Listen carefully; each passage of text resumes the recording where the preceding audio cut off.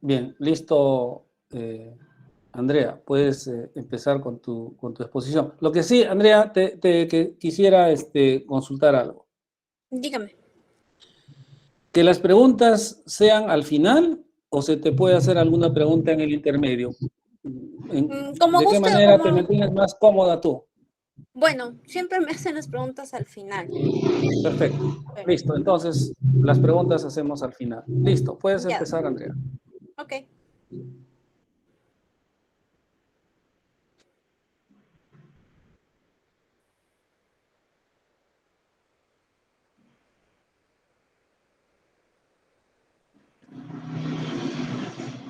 ¿Me dicen si se puede ver? Sí, sí se puede ver. Pon en modo de presentación y puedes iniciar. Ahora sí. Listo. ¿Ya estoy? ¿Sí se ve? Perfecto. Sí. Sí se ve. Perfecto. Está Ya, bien. ok. Bueno, buenas noches, doctor. Buenas noches, colegas. Vamos a iniciar la exposición del día de hoy acerca del seminario titulado Patología de la mucosa oral del niño y del adolescente.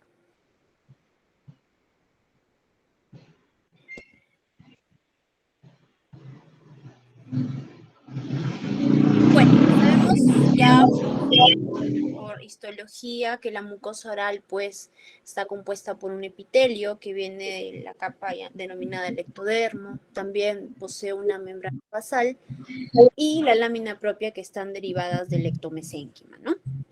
Entonces, esto de aquí lo vamos a saltar para centrarnos y hacer la parte de la patología de esta mucosa, porque esto es algo que nosotros ya conocemos. Bueno, para mencionar también brevemente los tipos de mucosa que tenemos, ¿no? Como ya les había mencionado en clases anteriores, nosotros tenemos una mucosa de revestimiento, cuya característica es que es delgada, tiene un epitelio no queratinizado, se adhiere a las estructuras profundas, ¿no? En forma firme a laxa también puede ser, ¿no? Se encuentra, por ejemplo, en los labios. Discúlpame, Andrea, un momentito. Por favor, Erwin, ¿podrías apagar tu micrófono? Ah, Sí, sí. disculpe. Por favor. Listo, ya, gracias. Disculpa, Andrea, puedes proseguir. Ok, gracias, doctor. Bueno, como decía, la mucosa de revestimiento se va a encontrar en los labios, en carrillos, piso de boca, en superficie inferior de la lengua, ¿no? La cara ventral y el paladar blando. También tenemos una mucosa denominada la mucosa masticatoria, ¿no? El epitelio ahí puede presentar algunos gránulos de queratina o estar completamente queratinizado, a diferencia del revestimiento, ¿no? Entonces, esa sí se va a adherir con firmeza a los planos más profundos, ¿no? Se encuentra, por ejemplo, en la encía o en el paladar duro. Y la mucosa especializada es la que está presente, por ejemplo, en el dorso de la lengua, ¿no? Porque nosotros sabemos ya nuestras papilas linguales con los corpúsculos gustatorios, ¿no? Entonces, dentro de la cavidad oral se va a localizar en la lengua un órgano que es muscular revestido de esta mucosa, en los dientes formado, y los dientes pues esa es ya la cavidad oral, ¿no? Los dientes ya formados por los tejidos duros. Nosotros nos vamos a centrar solamente en la mucosa. En la mucosa, en estos tres tipos de mucosa, vamos a ver que hay lesiones que van a presentarse en cualquiera de estos tipos de mucosa. Entonces, nosotros somos odontopediatras, ¿verdad? Entonces, la odontología pediátrica es la especialidad que va a proporcionar la atención tanto preventiva como terapéutica para los bebés, para los niños y hasta los adolescentes. Nosotros tratamos hasta antes de que cumplan los 18 años de edad, ¿no? Entonces, nosotros debemos de poseer ya un amplio conocimiento de diversas disciplinas o patologías dentales adaptadas a los requerimientos de niños y adolescentes, ¿no? Y también de las lesiones, no solo dientes, no solo debemos de ver la parte dental, como muchos colegas nuestros pues solamente se centran en ello. Nosotros también debemos de ir más allá, a los tejidos blandos, que también tiene igual de importancia que la parte dental, ¿no? Entonces, el examen de la cavidad bucal en niños va a proporcionarnos unas importantes herramientas en el diagnóstico, ¿no?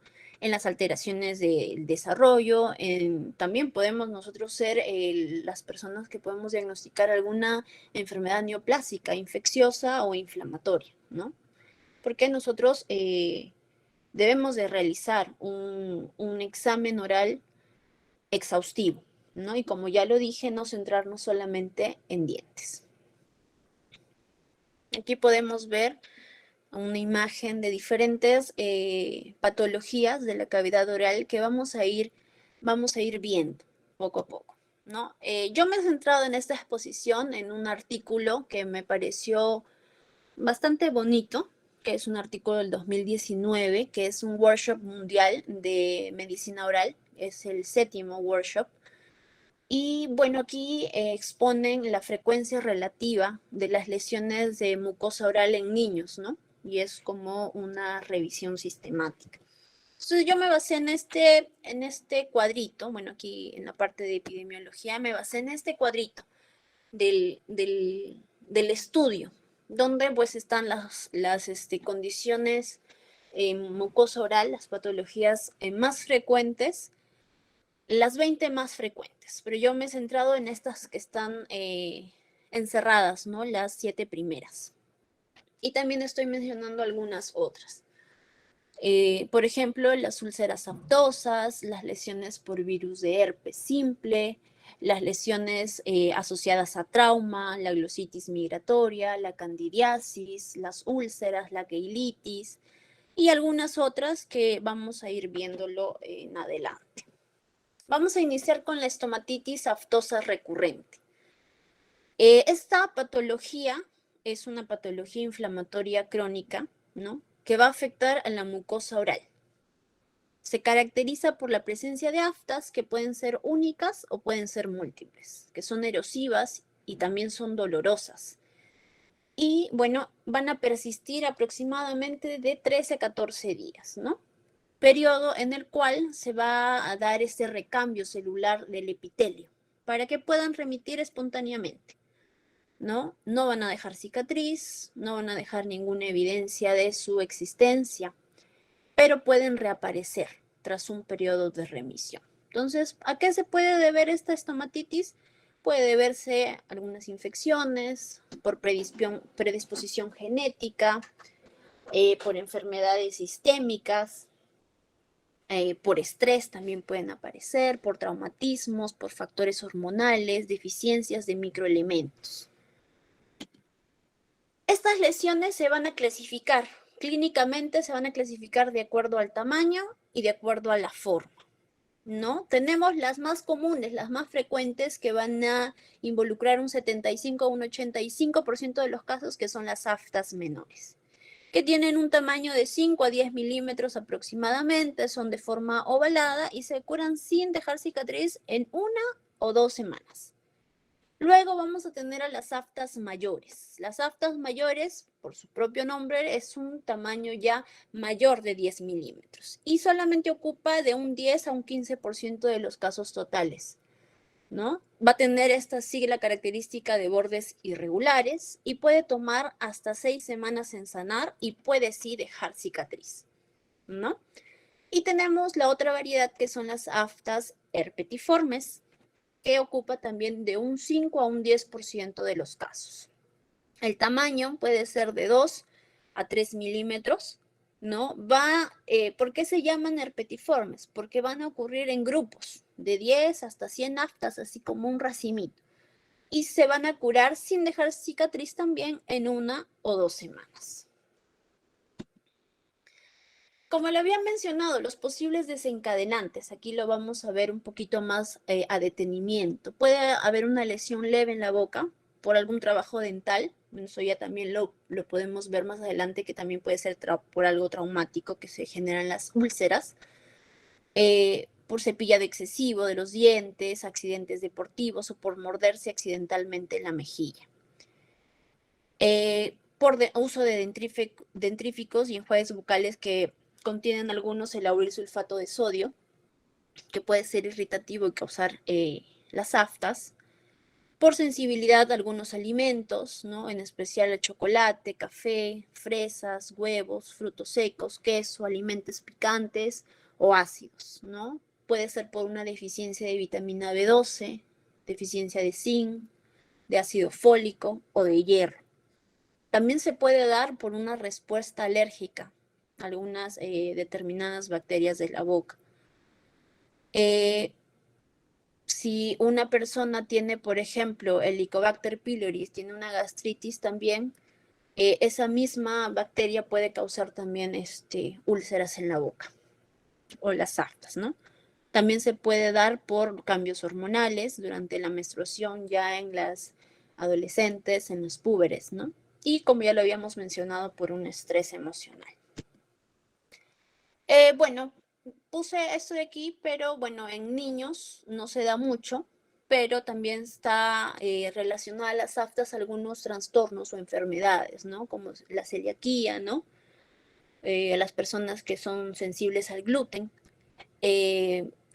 Cuando tienen enfermedades intestinales inflamatorias como la enfermedad de Crohn o colitis ulcerosa, en la enfermedad de Behçet, que es que va a producir una inflamación en todo el cuerpo, y también una de esas partes es la boca, ¿no? Cuando se tiene un sistema inmunitario defectuoso que va a atacar células sanas de la boca en lugar de los patógenos, ¿no? Como virus y bacterias. O en personas que tienen VIH-Sida, ¿no? Que tienen un sistema inmunitario deficiente y suprimido. Otra de las entidades que vamos a ver es el herpes bucal.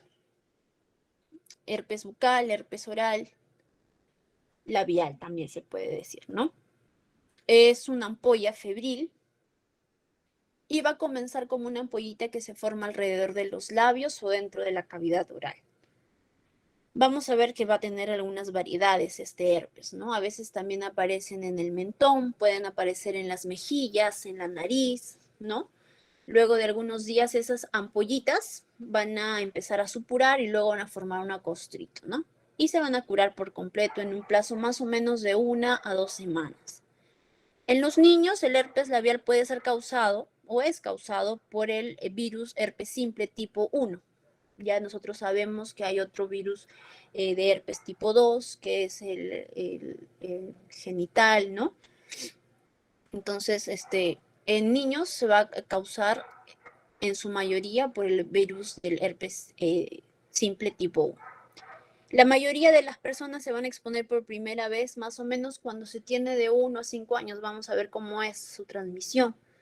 Y más allá de las molestias que va a causar, porque es sintomatológico más que todo, el dolor, la molestia que le va a causar al comer, es inofensivo, porque bueno, se va a como remitir de manera espontánea, ¿no? Pero vamos a ver que este virus se va a quedar, ¿no? En los ganglios. Las formas de contagio, bueno, en el niño, la primera forma de contagio, ¿cuál va a ser? Como lo vemos aquí en la imagen.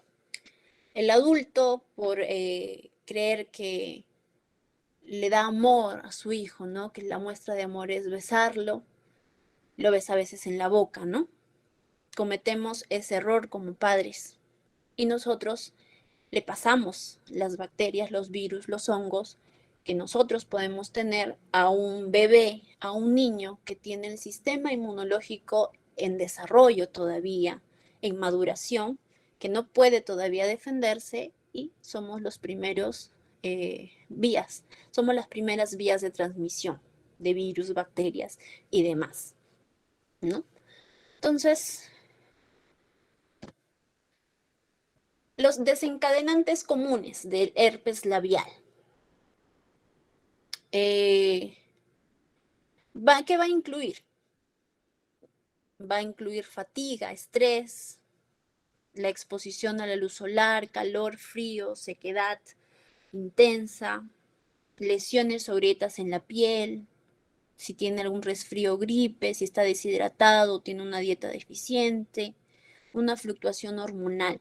Si el niño tiene todo esto, va a, como ya hemos estado expuestos previamente al virus, vamos a hacer que como que se despierte ese virus y se pueda ya ver, ¿no? Ya sea clínicamente pueda ser observable. Habíamos dicho que habían 2 variedades en cuanto a la infección por el virus de herpes simple. Es La primera es la gingivoestomatitis herpética primaria, como podemos ver aquí, ¿no? Estas son las imágenes. Y el otro es el herpes recurrente oral, ¿no? Que podemos ver generalmente aquí en los labios, como se ve en la imagen. En cuanto a la gingivoestomatitis herpética primaria, los signos y síntomas van a ser que el niño va a tener fiebre alta, va a tener un malestar, no va a querer comer. Puede cruzar también con adenopatías submandibulares y cervicales inflamatorias. Vamos a poder palpar esos ganglios que están inflamados, ¿no? Va a haber lesiones vesiculosas, ¿no? Que en unas a promedio de 24 horas, ¿no? Van a dar lugar a erosiones y úlceras superficiales que van a ser sangrantes. Puede darse en los labios, en las encías, paladar duro, lengua, mucosa yugal. Es bastante doloroso para el niño tener la gingivoestomatitis herpética primaria, ¿no? Y por eso pues va a haber una disfagia, una cialorrea intensa, ¿no? No van a querer comer los niños. En cuanto al diagnóstico, se hace un diagnóstico citológico, del contenido de la vesícula, que es el test de SAM, para poder hacer un diagnóstico diferencial de otras patologías. Y bueno, en cuanto al tratamiento, es hidratar al niño, ¿no? Porque los niños, como no van a querer llevar nada a su boca, pueden estar deshidratados. Entonces tenemos que mantener la hidratación. Incluso, bueno, he leído en algunos casos presentados que necesitan a veces una hidratación endovenosa, ¿no? Ya hospitalaria, porque los niños no quieren comer, no quieren tomar nada por la boca, ¿no? El dolor debe ser bastante fuerte. Y bueno, el tratamiento, pues, ¿no? Al ser un virus es el aciclovir oral, ¿no? 20 miligramos por kilogramo de peso en una dosis máxima de 800 miligramos al día. Y van a disminuir la duración de las lesiones, ¿no? Pero como ya lo habíamos visto, eso va a ir remitiendo espontáneamente. Pero esto ayuda a que disminuya un poco más rápido, ¿no? Y bueno, también tiene que ser el tratamiento sintomatológico, ¿no? Por eso debemos de prescribir analgésicos como un tratamiento sintomático.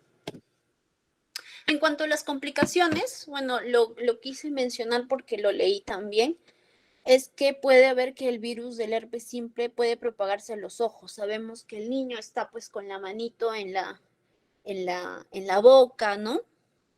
Todo se lo lleva pues a la boca el niño. Y también pues puede sobar su ojito, puede poner por ahí por otras partes, ¿no?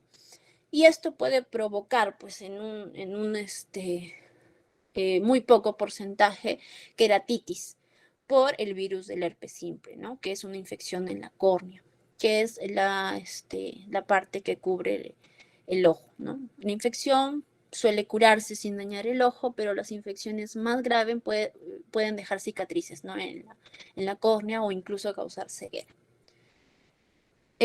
Bueno, este virus es particularmente peligroso para los bebés menores de 6 meses. Es por eso, como ya lo mencioné, como tienen un sistema inmunológico todavía muy, muy inmaduro, nosotros no debemos de cometer errores como besarlos, ¿no? Cerca a su boquita, o cuando a los 6 meses inician con la alimentación complementaria, no debemos de soplar la cucharita, no debemos de probar primero la comida y luego dársela al niño, ¿no? Ahí nosotros ya tenemos ese conocimiento de que no debemos de hacer todas esas cosas, ¿no? Y bueno, si es que estos síntomas no pasan a las 2 semanas aproximadamente, de 10 a 14 días, sí debemos de estar alertas, ¿no? Para poder ir al pediatra, para que vean si no hay ningún tipo de complicación. En cuanto a las úlceras bucales, hay una pregunta, si aparecen nuevamente, ¿no? Entonces, la respuesta es sí, ¿no? Después de la primera úlcera, el virus se va a instalar en los paquetes de células nerviosas del cuerpo, sin causar síntomas, ¿no? Hasta que se vuelva a activar y va a volver otra vez a la superficie de la piel. Si bien el virus va a permanecer en el cuerpo por el resto de la vida. El virus no lo vamos a poder quitar de nuestro sistema. La aparición ya en la piel de manera visible clínicamente es variable, ¿no? Es variable por los puntos que ya había mencionado. Hay algunos niños que nunca más le va a dar el herpes, ¿no? Mientras que otros van a tener, cada año van a brotarse, va a depender bastante de su sistema inmunológico, de su alimentación, de cómo estén, ¿no? Entonces, es variable de niño a niño, ¿no? Entonces, y los signos van a ser que un hormigueo siempre inicia por un hormigueo en la zona donde va a aparecer, va a haber picazón, va a haber ardor, ¿no? Donde va a aparecer el herpes, ¿no? Nosotros, como padres, podemos notar, ¿no? Que el niño se toca, se rasca ahí insistentemente, ¿no? Y que luego va a empezar a hincharse, va a ponerse rojo y luego se va a formar la lesión. Otra de las lesiones o patologías de la mucosa oral son las lesiones traumáticas. Son úlceras, como lo podemos ver aquí en la imagen, ¿no? Son úlceras. Tienen una prevalencia de aproximadamente 12%, ¿no? Las mayorías van a ser producidas, como su mismo nombre lo dice, son traumáticas.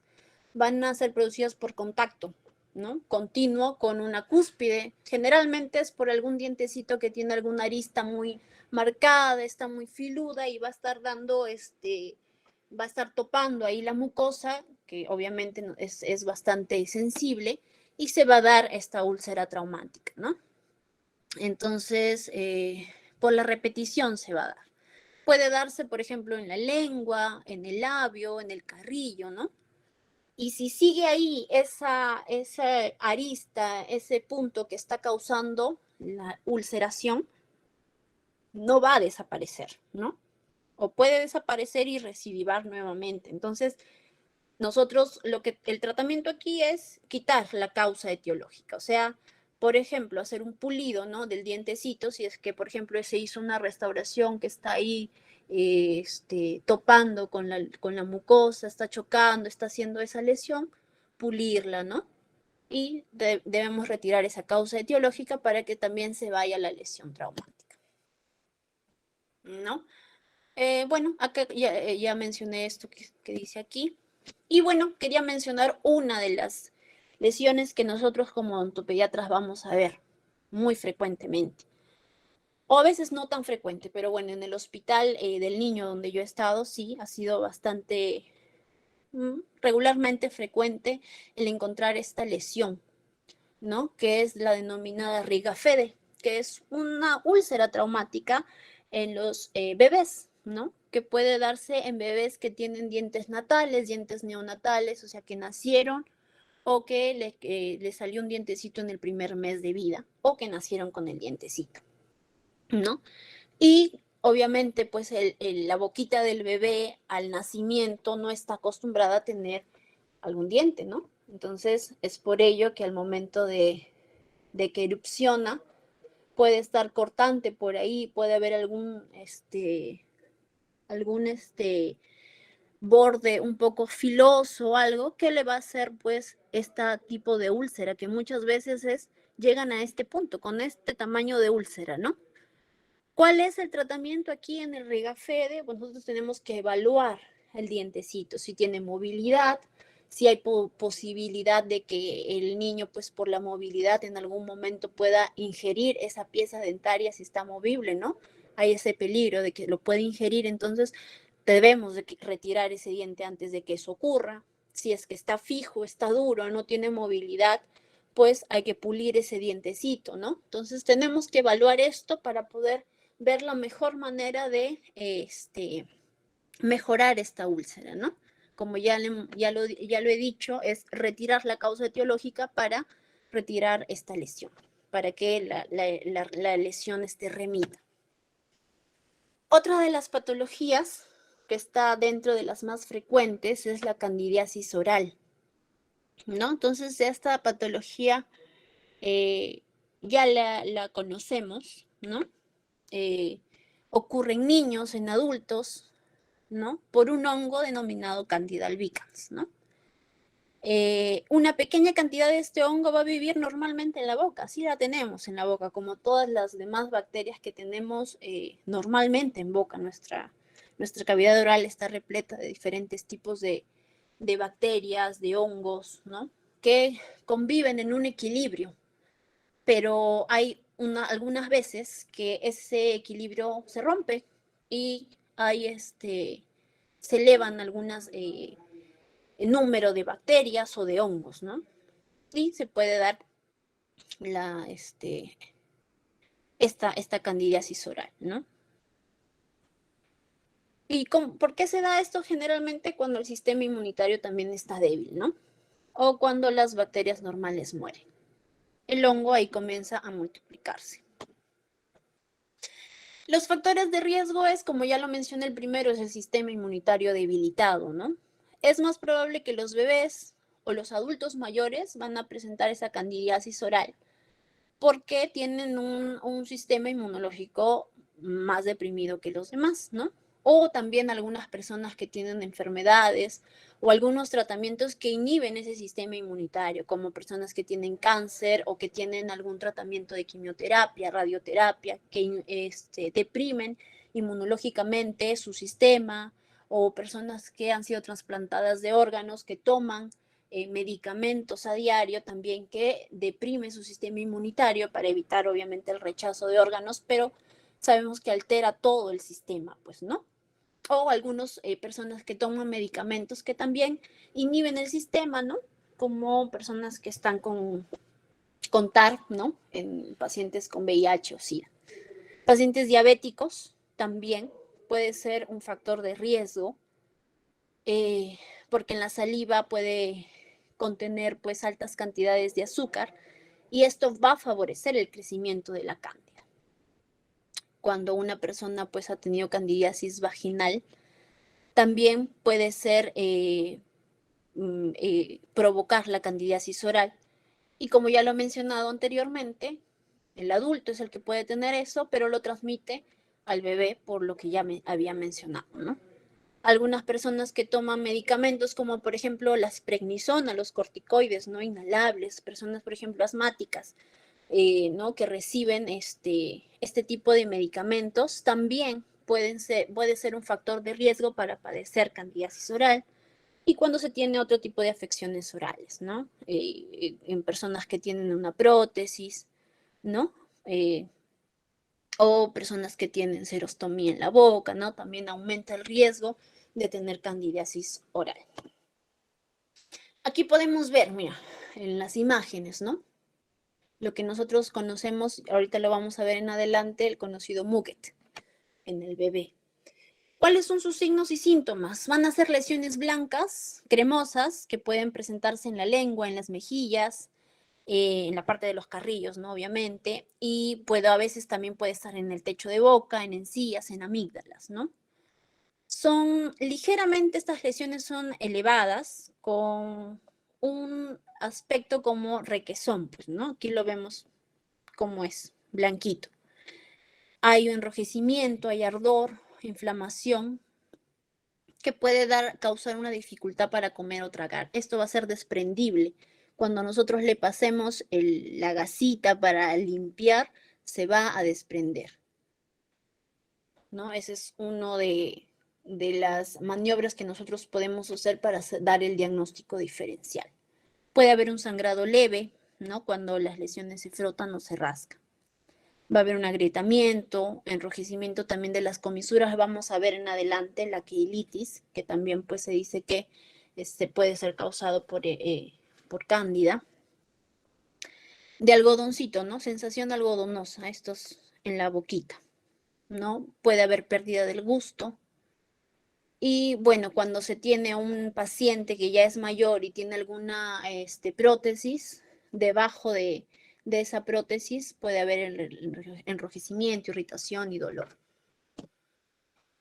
Aquí tenemos el que nosotros conocemos, pues, ¿no? La candidiasis pseudomembranosa o Muget, ¿no? Que se presenta en los niños. Es la presencia de unas pseudomembranas blanquecinas algodonosas que se van a desprender, como ya lo dije, con facilidad, ¿no? y va a dejar al momento de desprender una mucosa enrojecida, inflamada, ¿no?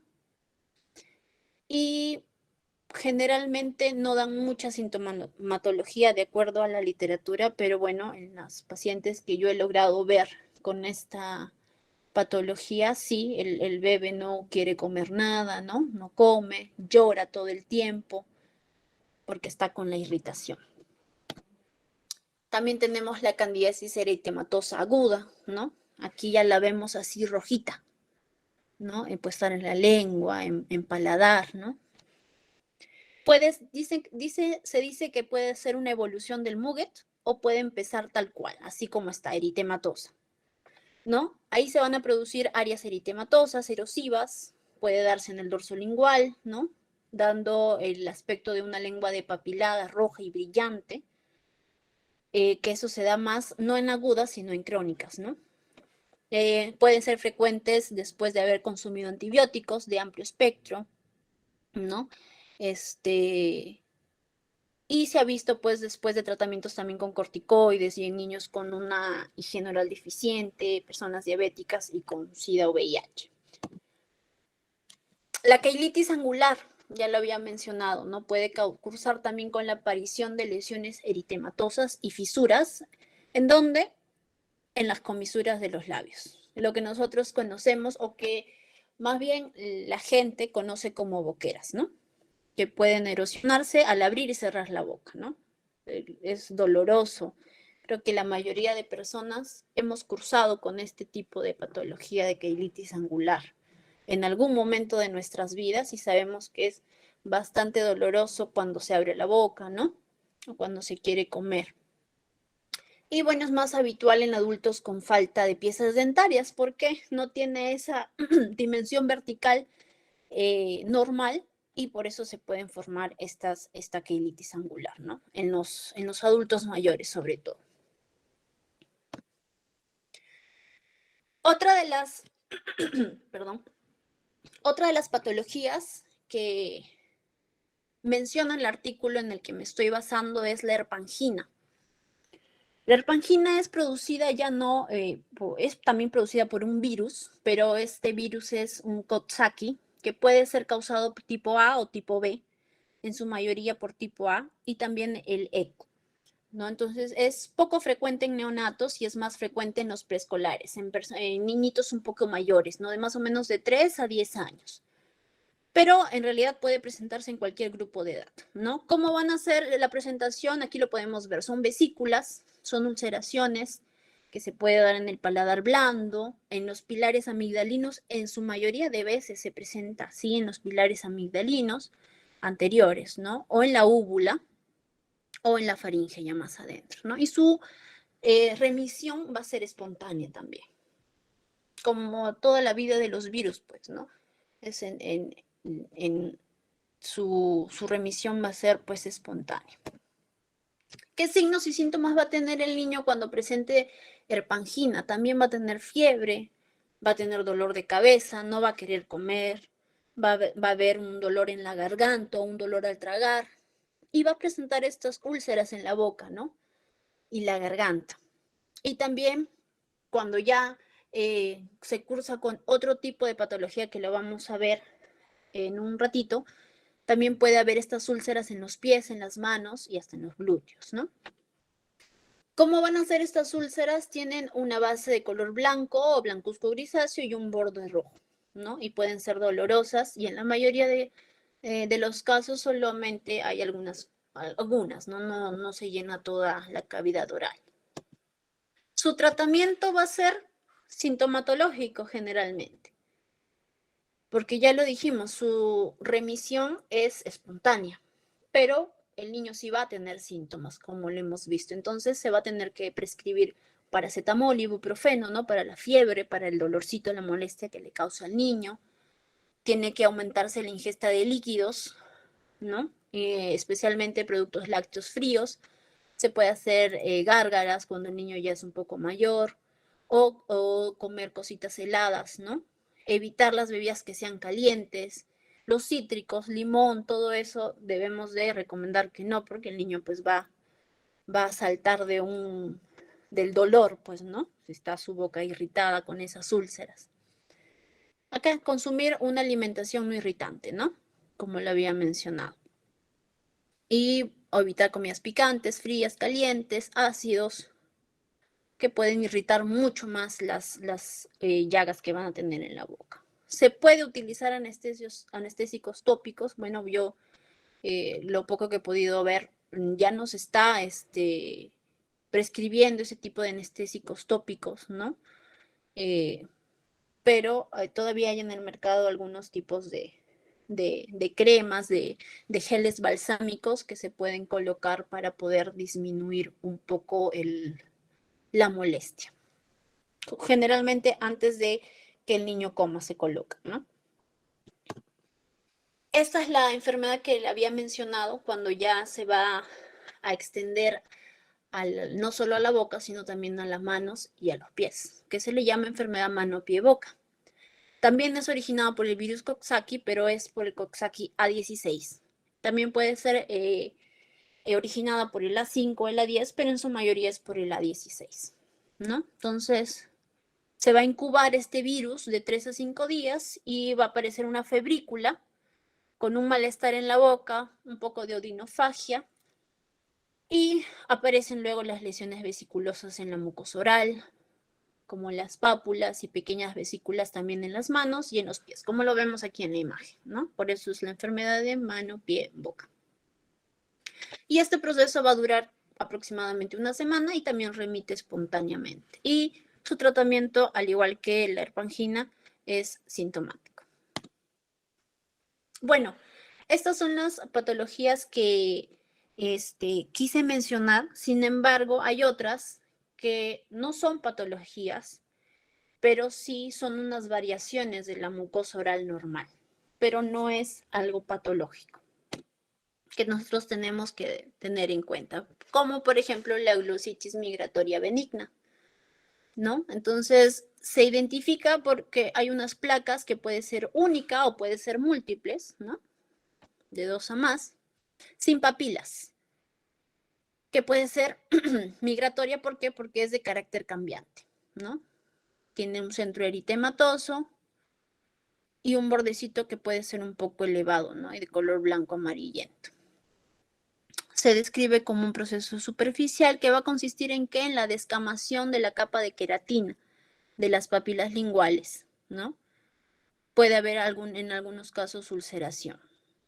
Y esta puede ser una condición crónica e intermitente.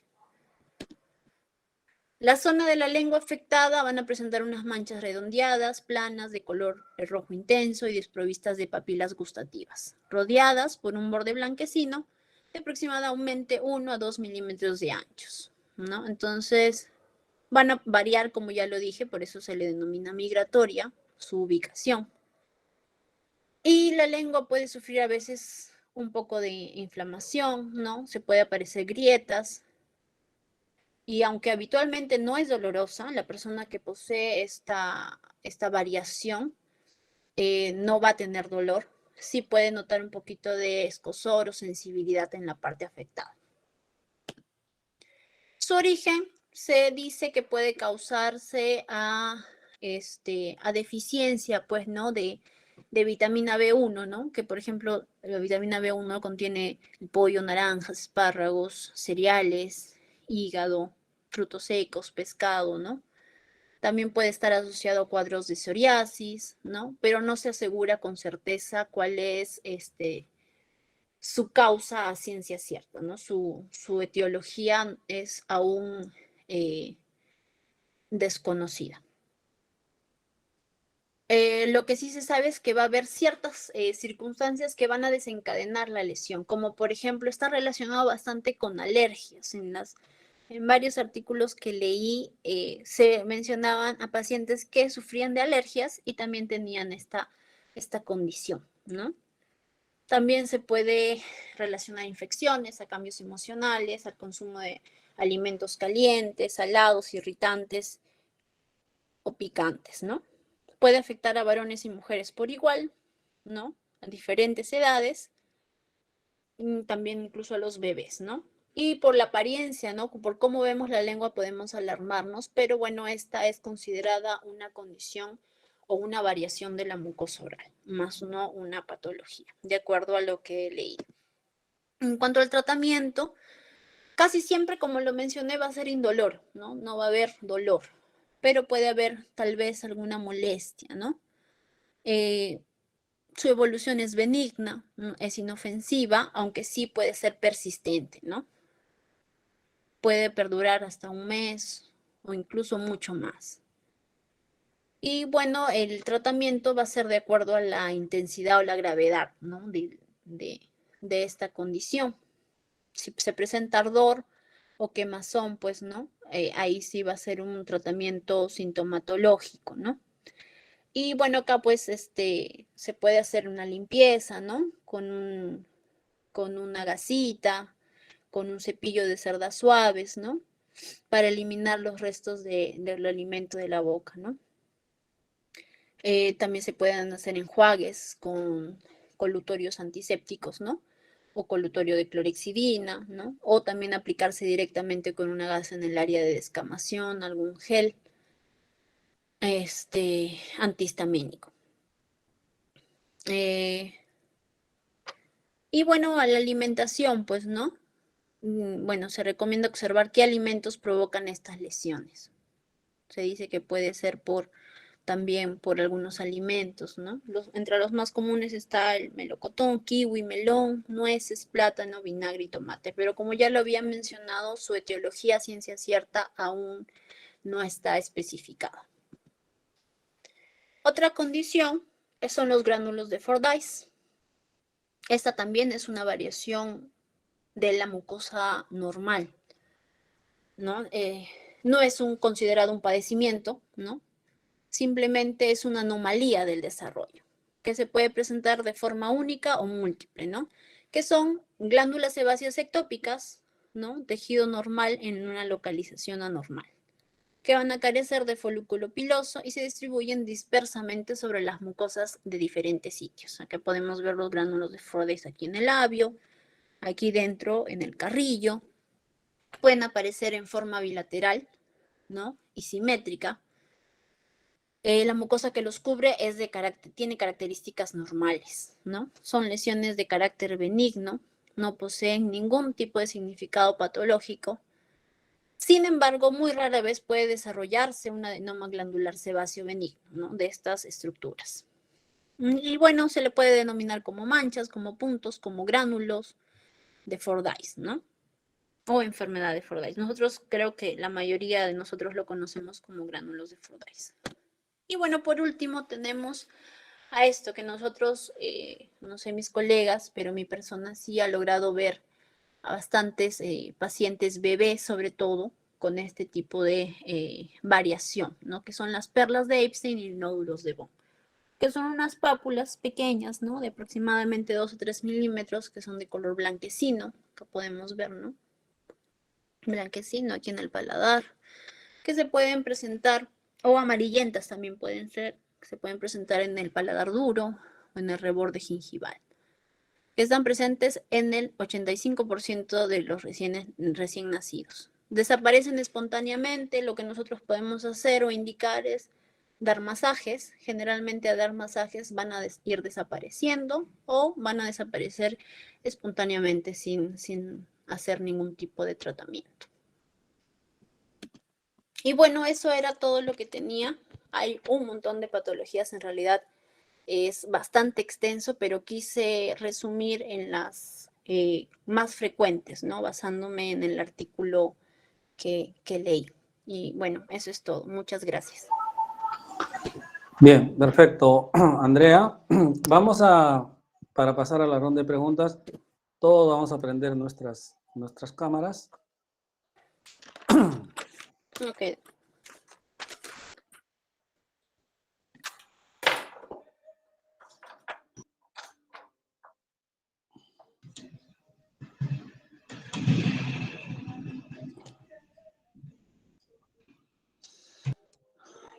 Listo. ¿Podrías dejar de compartir, por favor, Andrea? Listo. Dani, todavía no te puedo ver. Ahí está, listo. Bien, a ver, he escuchado atentamente, Andrea, tu exposición y bueno, pues hay varias preguntas que deseo hacer, pero primero voy a pedir a tus colegas, a los colegas, si tienen alguna pregunta. A ver, podríamos empezar de repente por Anabel, si Anabel tienes alguna pregunta, o de repente, bueno, no solamente una pregunta, podría ser de repente algún dato adicional que quisieran compartir, ¿verdad? Así que, Anabel, a ver. Ya, doctor, buenas noches. Con respecto de la parte que mencionó Andrea de la gingivoestomatitis herpética primaria, em, me perdí un poco en esa parte. Era ocasionado por el virus del herpes simple tipo 1, ¿cierto? Y ya, en este caso, en estas afecciones, ¿cuál es la característica, digamos, ¿no? que vamos a observar en el paciente? Em, ¿De qué manera se va a presentar? De repente, si podrías ampliarnos esa parte.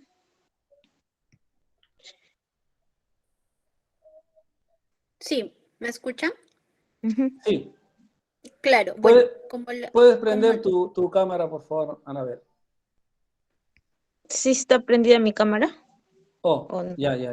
No, yo no te veo, no sé si me pueden confirmar. ¿Ustedes lo ven, Anabel? Queremos verte, Anabel. Sí, Ah, sí, yo sí solamente la veo. vemos. Ah, sí, tú la ves. Yo la veo solamente una letra A, ¿verdad? El icono de Yo su. yo no veo a Anabel, solamente veo una letra A. Sí, yo también veo una letra A nada más, pero bueno, ya. De repente, Yo Anabel. sí, yo sí lo logro ver. Perfecto, ya, listo. Entonces, seguramente debe ser algo del internet que seguramente se va a arreglar. Listo, a ver, ahí está, ahora sí, sí se te ve ahora sí, Anabel. A ver, Andrea. Ya, bueno, doctor, acerca de la gingivoestomatitis herpética primaria, lo que yo había leído era que en su mayoría, en su mayor porcentaje, sí era causado por el virus herpes tipo simple tipo 1, pero también podía ser causado por el tipo 2, ¿no? Y bueno, tiene la forma de transmisión, como le había mencionado, si era mediante una saliva infectada o con lesiones periorales, ¿no?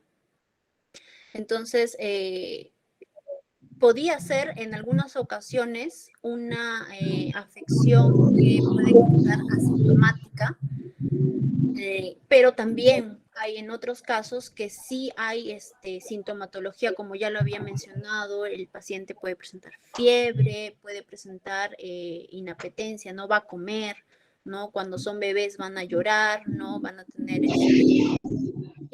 malestar, ¿no? Puede haber adenopatías cervicales, ¿no?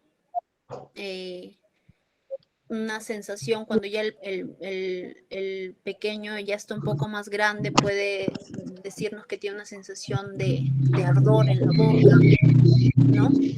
Pero bueno, lo que yo había leído es que, bueno, estas son su presentación, como lo habíamos visto en la imagen, no sé si lo logró ver Anabel, eran úlceras, ¿no?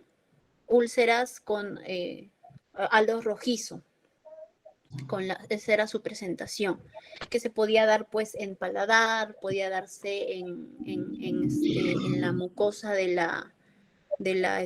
los carrillos, en lengua, en encías, ¿no? Se le ve una inflamación alrededor de eso, pues, ¿no? Ya. En cuanto a la gingivoestomatitis herpética primaria o las infecciones por virus del herpes tipo 1, primero, los virus del herpes son 8 virus del herpes. Signados con esos números, así 1, 2, 3, 4, 5, 6, 7, 8. ¿Ya? Y básicamente hay un grupo de enfermedades o lesiones que se llaman lesiones vesículo-ulcerativas. Y este tipo de lesiones vesículo-ulcerativas son generadas fundamentalmente por el virus 1, 2 y 3 del herpes, ¿no? El 1, que es el que, en materia de la exposición, ¿verdad? Que en su primera infección genera, o sea, cuando ingresa la primera vez, genera lo que se llama la gingivoestomatitis herpética primaria. Para esto, no más del 5% de la población presenta la sintomatología. O sea, ¿esto qué quiere decir? Que más del 95% para la primera infección somos asintomáticos. O sea, entra el virus, entre los 6 meses y 5 o 6 años, ¿no? Hemos tenido el contagio, tenemos el virus, pero no nos aparece esas lesiones que describió en boca, generalmente úlceras, ¿no? Pero en realidad primero es vesícula y luego se ulcera. Lo que pasa es que en boca las vesículas no se mantienen, ¿por qué? Como la boca es movible, la mucosa se rompe pues, y se ulcera rápidamente. Muy bien, entonces, no más del 5% son, digamos, sintomatológicos. Se presenta la sintomatología no solamente local, sino también sistémica, fiebre, malestar, qué sé yo, todo lo que mencioné. Entonces, eso es importante, en primer lugar, mencionar eso. Y en realidad, esto es generado por el virus del herpes tipo 1, porque el virus del herpes tipo 2 es estrictamente genital. Rara vez puede manifestarse en boca, rarísima vez puede este tipo 2, que es genital, puede subir a boca. Es raro. Podría darse, sí, se ha dado casos, pero es raro. El virus 3, ¿verdad? Del herpes 3, es el virus llamado virus de la varicela zoster, que en su primera infección genera la ya sabida varicela y en sus recurrencias origina el herpes zóster, ¿verdad? Pero en el caso del virus del herpes tipo 1, que genera en su primera vez la gingivoestomatitis herpética primaria, y como bien lo dijo Andrea, estos virus son virus, los virus herpéticos son virus neurotróficos, o sea, tienen afinidad por el tejido nervioso. Se mueven a través del tejido nervioso, a través del tejido, o sea, utilizan a los nervios, se alojan en los nervios, pero no la dañan a los nervios. Porque el daño va a ser a nivel de epitelio, a nivel de tejido epitelial, ¿no? Ya sea en mucosa o sea en piel. Entonces, estos virus, una vez que generan, digamos, este proceso de gingivoestomatitis herpética primaria, o en los asintomáticos, después de unos 10, 15 días, los virus a través de nervios se van a ir a alojar en el ganglio del nervio respectivo correspondiente a la zona. ¿Cuál es el ganglio? El ganglio del trigémino. Ahí en el ganglio de Gasser se van a mantener latentes. Miren, este virus, para que se mantenga, bueno, recuerden ustedes que los virus pues, son ADN o ARN. Entonces tienen genes que activan. Doctor, disculpe. Sí.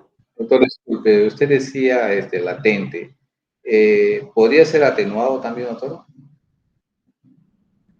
Bueno, porque lo que yo he leído es que el virus está ahí, pero está atenuado. El término también se utiliza atenuado, ¿no? O latente. Claro. Sí, también, pero es pasivo, pero es pasivo, sí. ¿no?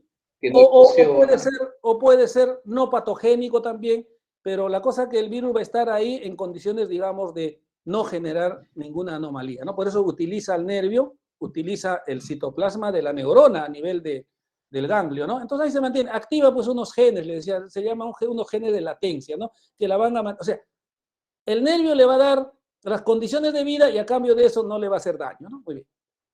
Y toda vez que haya un factor gatillador, y ese factor gatillador puede ser de diferente índole, hay hasta factores fisiológicos gatilladores. O sea, los factores gatilladores pueden ser estrés, ¿no? Tensión, qué sé yo, que disminuye las defensas, ¿no? Es decir, factores inmunitarios, ¿no? Puede ser, por ejemplo, factores sistémicos que cursan con fiebre. Pueden ser algunos factores, por ejemplo, de tipo fisiológicos. Miren, recuerdo que una exalumna mía de hace ya unos años, no recuerdo exactamente, nos refería de que más o menos 2 o 3 días antes de cada periodo menstrual le aparecía el herpes labial. O sea, en el labio le aparecía, que es la recurrencia. O sea el herpes labial es la reactivación, ¿no? De ese virus que estaba latente, se reactiva por este factor gatillador y regresa ya no para generar gingivoestomatitis herpética primaria, porque eso da una sola vez. Tanto en los sintomáticos como en los asintomáticos, por ejemplo, quiero decirle, mire, yo he averiguado, he preguntado a mis padres, yo nunca he tenido eso, pero yo tengo herpes labial, o sea, sí, cada vez tengo herpes labial. Entonces, ¿eso qué quiere decir? Que cuando estaba en mi niñez, entre los 6 meses y 6 años, me he contagiado por primera vez, pero la mayoría somos asintomáticos. Tanto los sintomáticos como los asintomáticos tenemos el virus que está alojado en nuestro ganglio. Por eso que toda vez que hay un factor gatillador, nos aparece en el labio, el famoso herpes labial. Pero esa es la manifestación más común de la recurrencia, pero no hay que olvidarnos de que la recurrencia no solamente es labial, puede ser también intraoral. Es poco común, pero la recurrencia también puede ser intraoral, por si acaso, ¿ya? Pero sí el herpes labial es la, digamos, la característica más común de la recurrencia. Muy bien. Yo en esa línea quería complementar con una pregunta a Andrea, ¿no? Durante tu descripción no mencionaste vesícula, mencionaste ampolla y también dijiste ampollitas. Cuando yo escuché ampolla, dije, pues de repente será más grande y la ampollita será más pequeña, ¿no? Algo así. Pero entonces la pregunta es, ¿cuál es la diferencia entre vesícula y ampolla? ¿O es lo mismo? Es el tamaño, doctor. Ajá. Son lesiones primarias, es la vesícula y es de un tamaño, y la ampolla es de un tamaño más grande también. A ver, vamos a. Primeramente has introducido un nuevo término, primaria. Claro, las lesiones elementales, de acuerdo a una de las clasificaciones, se puede clasificar en lesión primaria y lesión secundaria. Esto es de acuerdo a la aparición. La lesión primaria aparece primero y luego la lesión secundaria. Entonces, te pregunto nuevamente, porque no habías contestado. Dime, ¿la vesícula es lesión primaria y la ampolla lesión secundaria? ¿Eso quiere decir? No, ambas son primarias. Ambas son primarias, ya. Entonces, pero la el diferencia tamaño de la vesícula es pequeño, no me acuerdo, creo que es de no sé si a 2 milímetros, y la ampolla es más grande, pero ambas son primarias. Ya, bueno, es perfecto. El tamaño es lo que lo diferencia. Las vesículas, por definición la vesícula, hasta 1 centímetro de diámetro. Y más de 1 centímetro de diámetro, ampolla. Ahora. Que es la bula, creo. Ahora, ahí vamos. Hay bula, flictena, flicténula. Ya. Sí. La vesícula, la bula, la ampolla y la flictena prácticamente se utilizan de la misma manera. Pero hay una cosa, ¿no? Las vesículas entre 5 milímetros y 10 milímetros, o sea, las más grandecitas, a esas usualmente se les llama bulas. ¿Ya? Las vesículas. A las vesículas más grandecitas, bulas. Pero por terminología, vesícula, 1 centímetro de diámetro máximo. Ampolla, más de 1 centímetro. Perfecto. Listo. Y otra pregunta que quería hacerte es, respecto a este tema del virus, a raíz de la pregunta de Ana Mel del virus del herpes tipo 1, es de que el contagio se da, por ejemplo, claro, la primera vez que nosotros nos contagiamos es entre los 6 meses y los 6 años de vida, 5 o 6 años de vida, ¿no? Puede darse antes de los 6 meses, ¿no? En algunos niños, ¿no? Y lógicamente la reacción inmunológica va a ser, digamos, como no está desarrollada, de repente pues va a ser sintomatológica y va a ser mucho más grave, ¿no? Pero usualmente es entre los 6 meses y los 5 o 6 años. Y tú has dicho que el contagio generalmente lo hacen los mayores y usualmente los papás, cuando a los bebés pues le dan su piquito, el famoso piquito. ¿Solamente esa es la forma de contagiar? Bueno, lo que yo he leído, sí, es mediante las gotitas de saliva. Sí. ¿No? Entonces. Solamente con el beso. Que puede ser al hablar, también me imagino cerca del bebé. Al hablar. Pero hay al hablar eliminamos. Más que el beso que le dan los padres a los hijos, a los piquitos, ¿no? Característicos. Bueno, yo he visto más que las mamás, sobre todo, comparten algunos utensilios. Por ejemplo, cuando le van a dar la comidita, la papilla, ellas lo prueban primero, ¿no? Lo prueban, ¿no? A la boca, a veces ellas creo que a veces hasta que ellas la mastican, ¿no? Y luego le dan, Exacto. ¿no? Entonces es una mala costumbre, por ejemplo. Es una mala costumbre. Lamentablemente hasta ahora pues es. Pero mira, pero de todas maneras el periodo de contagio se va a dar, o sea, entre los 6 meses y 6 años se va a contagiar. Entonces, creo yo, más que eso, lo importante será orientar a los padres, ¿no? Es decir, oiga, si se va a presentar esta, digamos, gingivoestomatitis herpética primaria con toda la sintomatología que tú has mencionado, y tú has mencionado bien el tratamiento, la terapia, el abordaje es tratamiento sintomatológico, por supuesto, es un virus, ese virus jamás va a desaparecer. Entonces, orientar en ese sentido, ¿no? Lo que sí, más bien decirle, oiga, no te preocupes mucho, porque es probable de que no va a presentar ninguna sintomatología, porque la mayoría de la población pertenecemos al grupo de los asintomáticos, ¿no es cierto? Entonces, de todas maneras, mira, porque de todas maneras, mira, si ahorita hacemos el análisis, ¿no es cierto?, para determinar, por ejemplo, anticuerpos anti-VHS1, que es el virus del herpes simple tipo 1, yo sé que todos tenemos eso ya, porque o sea, ¿eso qué quiere decir? Que ya tenemos el virus, ¿no es cierto? Entonces, todos vamos a tenerlo en cualquier momento. He leído un artículo donde es rarísimo, por ejemplo, en donde encontraron a un joven, me parece de 22 años, que no tenía este anticuerpo. Eso quiere decir que él no estaba contagiado, ¿no? Pero es rarísimo. Generalmente nosotros a partir de los 7, 8, 10 años, todos ya tenemos este anticuerpo. Eso quiere decir que ya todos hemos sido contagiados. Muy bien, listo, gracias. No sé si hay alguna otra pregunta más o algo más, algún comentario, Anabel. No, doctor, ya está Listo. claro, gracias. Gracias, Anabel. A ver, vamos a pasar entonces ahora, a ver, nos vamos hasta, ¿dónde? A ver, Erwin, ¿estás, Erwin?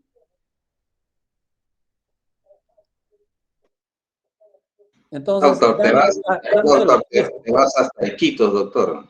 listo, nos vamos hasta Iquitos, a ver, Erwin, pero a ver, prende tu cámara para poder verte, Erwin, a ver. Un ratito, señor. Ahí estoy. Listo. Sí, bien, tal vez hacer alguna acotación, porque una cosa es la literatura, doctor, y otra cosa es, ¿no?, la clínica. Qué bonito se ve la herpangina con ciertas vesículas. Pero acabo de atender un paciente, me hicieron la interconsulta de pediatría, un paciente con herpangina. Modo de contagio, el amiguito, el vecino, la pollera del niño de 4 o 5 años tuvo, ¿no?, un cuadro de herpangina. Y a las 2 semanas, 3 semanas, el niño cae con un pico febril alto de 39 grados centígrados. Malestar general, astenia, anorexia, dolores musculares, ¿no? Y erupción de vesículas, no solamente en el labio, sino en paladar. Y toda la mucosa yugal, ¿no? Tal es así que cuando a mí me llama, ya el niño no podía abrir la boca. Entonces, observé el tratamiento que estaban dando los pediatras. Efectivamente, le estaban dando analgésico, vía parenteral, le estaban dando retrovirales. Y me llamaron a mí ¿no?, para evaluar y hacer la sugerencia. El niño, evidentemente, no abría boca, porque todos los labios, los músculos perimetrales estaban edematizados, enrojecidos, y ya no podía comer, definitivamente. Entonces, la pregunta es, en esos casos, ¿no?, es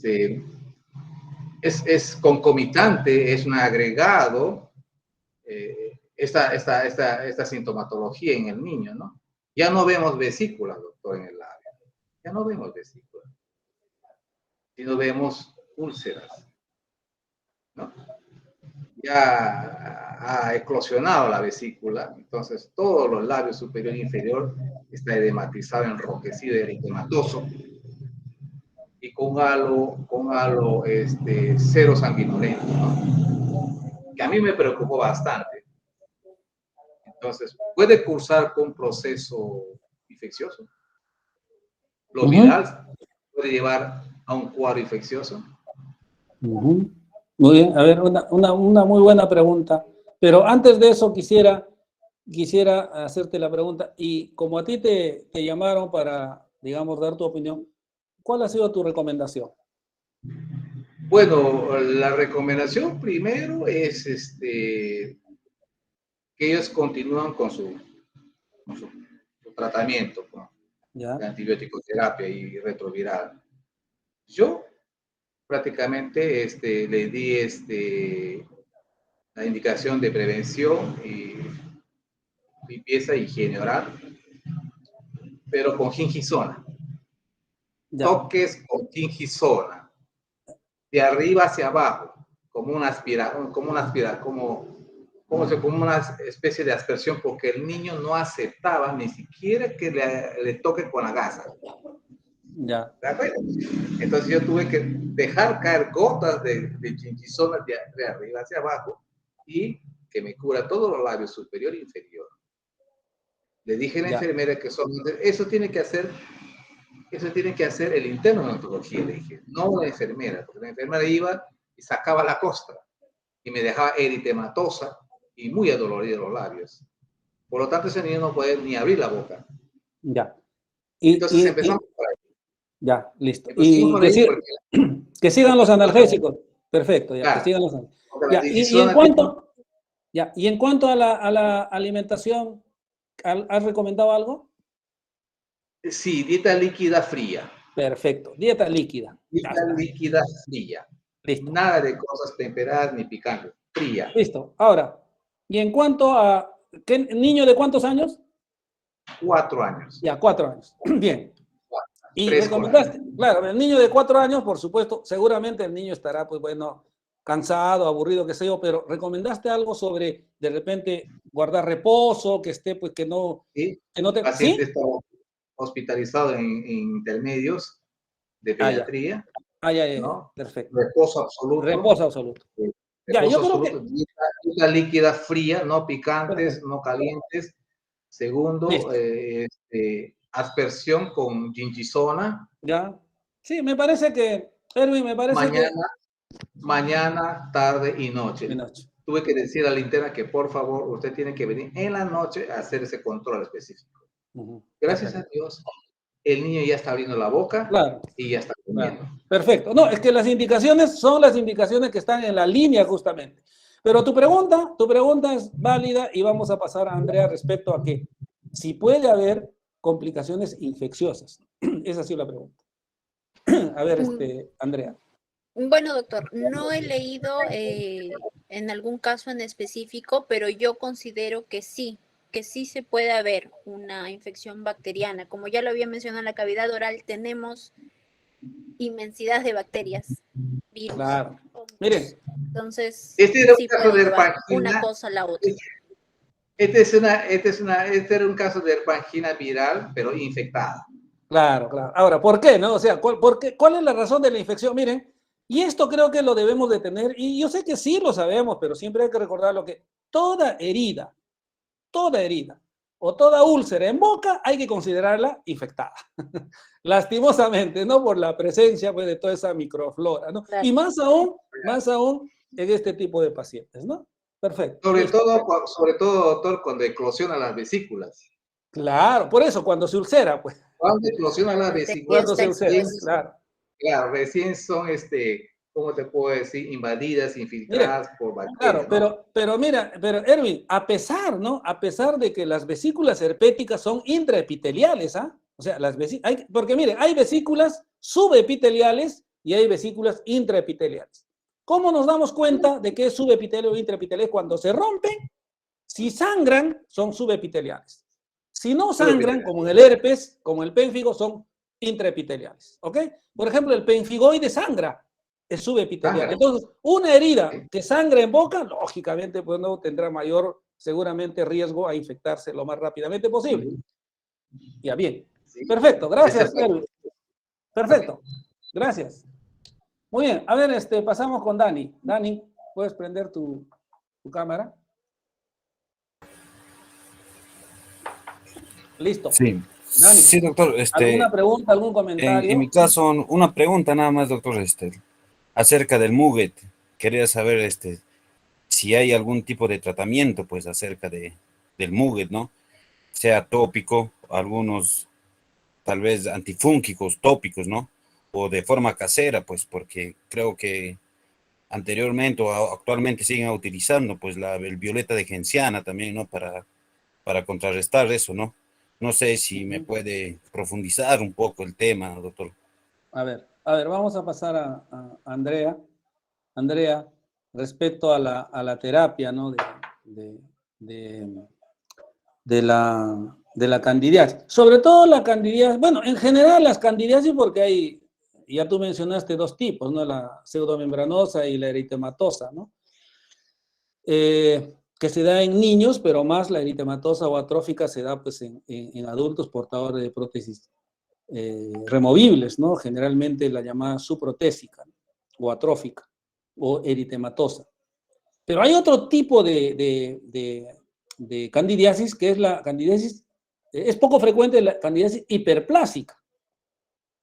Y ahí, por ejemplo, ese examen para hacer el diagnóstico diferencial de frotar, ¿no es cierto?, con un hisopo o con una gasa, y normalmente este requesón de la pseudomembranosa se desprende, ¿no?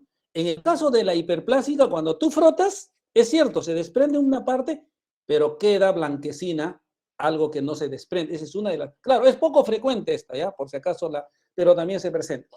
Pero cualquiera de las candidiasis, es decir, si se identifica a la cándida, la más común, la albicans, siempre hay una, digamos, orientación en el tratamiento, ¿no? Entonces la pregunta de Dani es, ¿cuál es este tratamiento usual que se da? Y si por ahí hay alguna alternativa casera de repente, Andrea, que nos puedas compartir, que puedas haber encontrado en alguna de tus lecturas.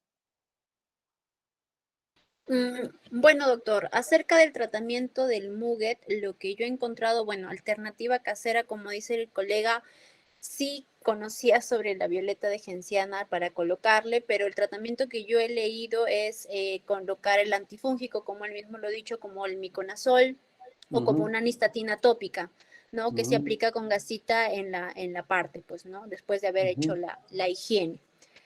Pero de remedios caseros no sabría decirle.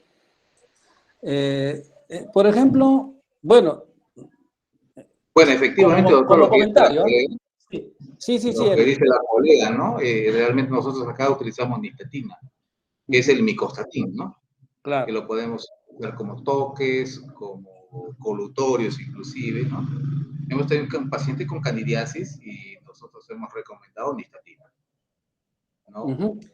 Sí, Hacer en bucales, colutorios 3 veces al día y eso ayuda bastante, ¿no? sí, ayuda bastante. Sí. Sí. Aunque Dentro, también hay antimicóticos sistémicos, doctor. claro. Claro, O sea, cuando ya se instala la micosis, no solamente a nivel oral, sino a nivel de meninges, ¿no? Cuando se hace generalizado, cuando se instala a nivel sistémico, ya cuando se dispersa a través del torrente sanguíneo, entonces ahí sí requerimos un antifúngico sistémico, ¿no? Pero en este caso es local, básicamente, ¿no? claro. Como la nistatina, el micostatín, que sí se puede utilizar. Ahora, respecto digamos, a la terapia alternativa, ¿no? En realidad, a ver, quizás aquí en nuestro medio, ¿no? Donde nosotros nos encontramos en Lima, por ejemplo, yo me encuentro en Lima, un poco que esos tratamientos alternativos no se utilizan, ¿no? Generalmente eso lo utilizamos de repente ustedes que han hecho su serum, seguramente, ¿no? Yo he escuchado bastante, pero nunca lo he recomendado, he escuchado bastante del uso, en este caso, de el yogur natural. La verdad que digamos, no he leído al respecto qué es lo que tiene, pero sí, o sea, he escuchado bastante del uso del yogur, el yogur natural. No sé, sería interesante pues hacer una investigación sobre cuál es el componente del yogur natural que facilita, que ayuda y dice que tiene muy buenos resultados, ¿no? No sé si Dani, tengas algo más, no sé si, o algo más que compartir, alguna otra. No, doctor, queda todo claro, eso de la nistatina, Así es. tópicamente. Ujú, Listo. sí. En el tema, doctor, en el tema del uso, por ejemplo, de la violeta genciana, al igual que hace mucho tiempo se utilizó el acetil rojo. No sé Ajá. si usted se Sí, acordará, claro, por supuesto, inclusive o para hacer gárgaras, ¿no? para hacer gárgaras, ¿no? Entonces Así es. se hicieron estudios y es muy tóxico para el sistema nefrológico. Ujú. De manera que hoy día ya se ha descontinuado el uso del acetil rojo y evidentemente Sí, ya en no se ese usa. campo también queda la violeta genciana, porque ahora está descontinuado ese tratamiento. Así es. Sí, así es. Perfecto. Muy bien, listo. Gracias entonces, Dani. Yo tengo en realidad varias preguntas, pero a ver, por cuestiones del tiempo, voy a empezar así. De repente puntuales, Andrea, y si de repente alguno de los que están, prendan su cámara, Dani y Erwin, porque cuando están con las cámaras, digamos, apagadas, pensamos de que no están, ¿verdad? Pensamos que, de verdad, yo pienso que no están. Ahora sí lo vemos, ¿ve? Tú mencionaste un término interesantísimo, Andrea, en una de tus primeras intervenciones. Hablaste de ectomesénquima. ¿Qué es el ectomesénquima?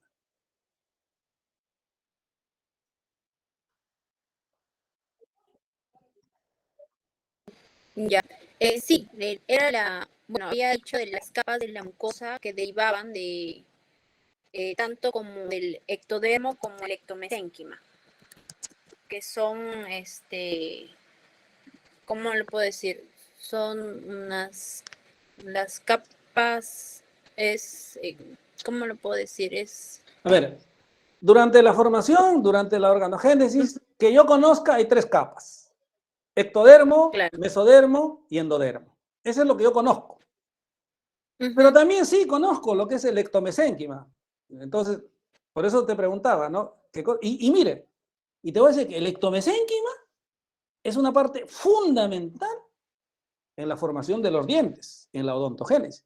Si no habría ectomesénquima, no se formarían los dientes, por si acaso. O sea que, pero, Claro. ¿el ectomesénquima es ectodermo, es mesodermo o endodermo? O la Es mezcla. es de origen de la cresta neural, que da formación a los tejidos duros, a tejidos blandos de la Ya, cabeza, ¿no? la cresta neural, ¿de dónde se origina? ¿Del ectodermo, del mesodermo o del endodermo? La cresta es del Del ectodermo. ectodermo, por supuesto. Todo lo que es tejido nervioso, piel, todo eso se origina del ectodermo. Pero ya.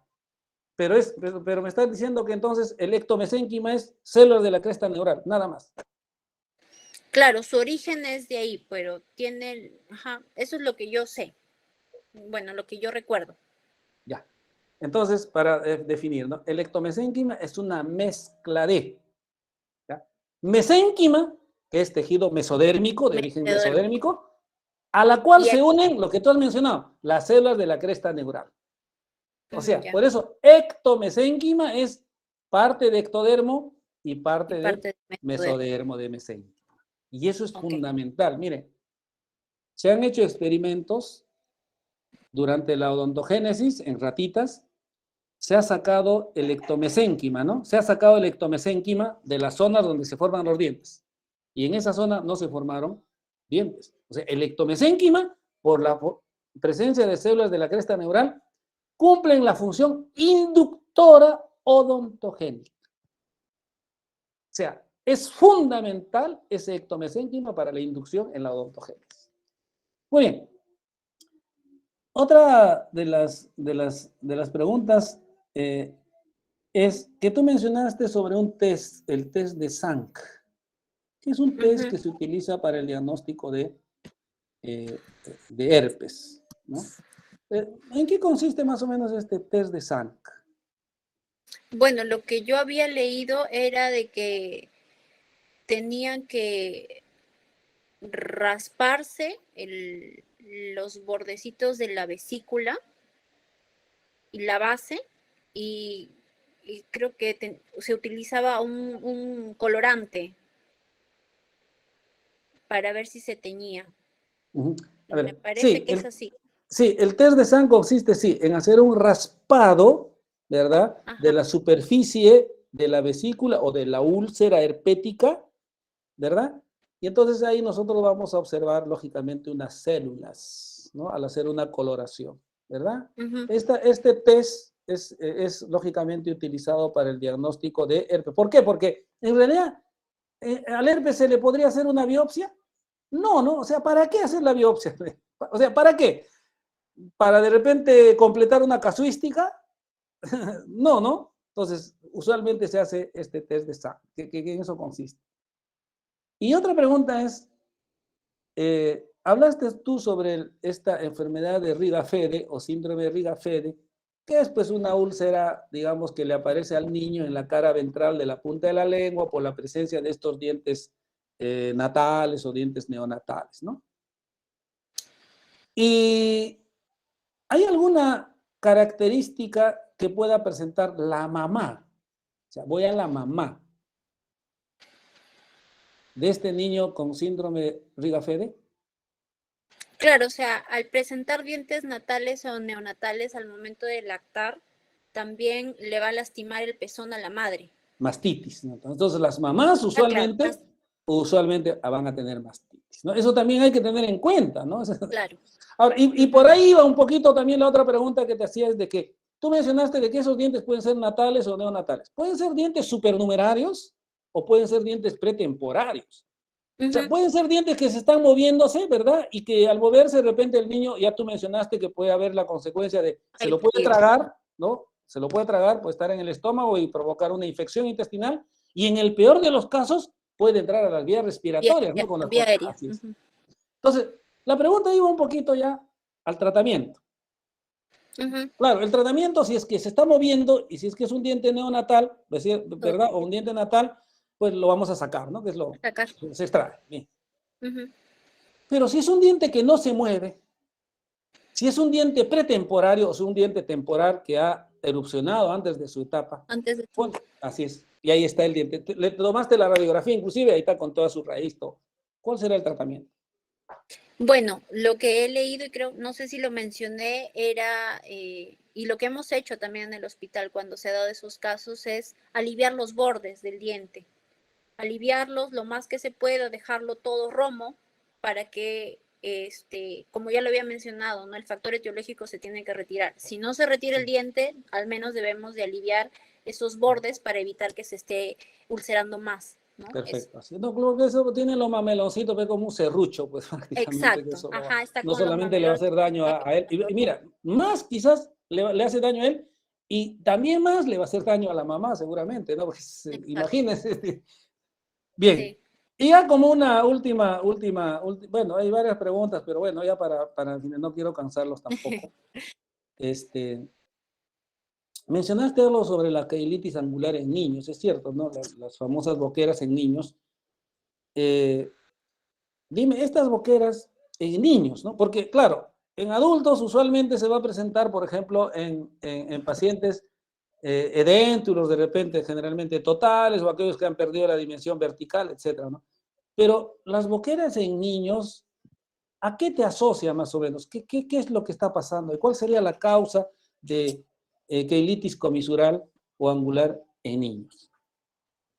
O una, bueno, yo había leído que era por alguna deficiencia de vitaminas en los niños. Así es. ¿No? Entonces, en niños, sobre todo, hay que sospechar. Si un niño viene con la queilitis, la primera sospecha es deficiencia vitamínica. Ahora, lo que sí, ¿no? A ver, ¿Perdón? Avitaminosis, doctor. Claro, sí, avitaminosis, claro. ¿no? Por deficiencia de vitamina. Y bien, listo. Yo creo que ahí estamos terminando. Voy a detener la grabación y más bien quería hacer unos comentarios porque la próxima semana tenemos el